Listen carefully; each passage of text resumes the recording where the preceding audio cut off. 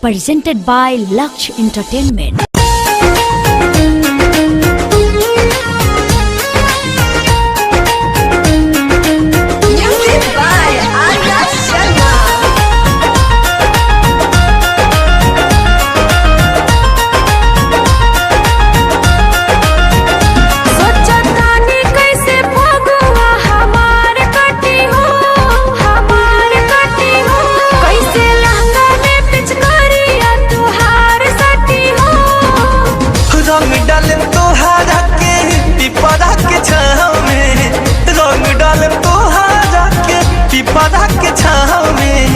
होलिया में जा जई हो लवर जी के गाँव में, होलिया में जा जई हो बॉयफ्रेंड के गाँव में, होलिया में जा जई हो।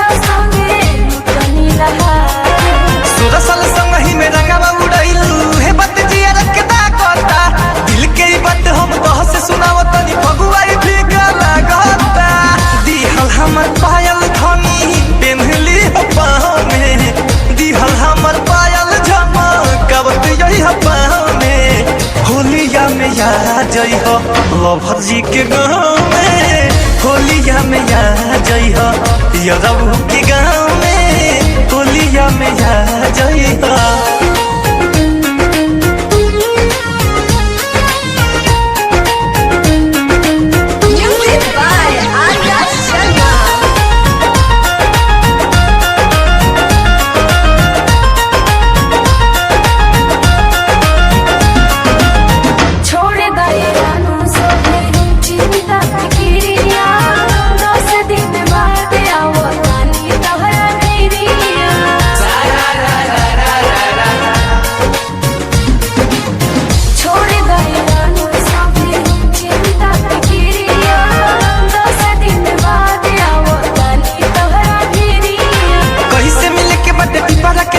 सुगनिया हो पहले से सेट रही, लेकिन लाले लाल दोनों हाथ में गुलाल तारा गाल पर लगावे खातिर बैठ रही।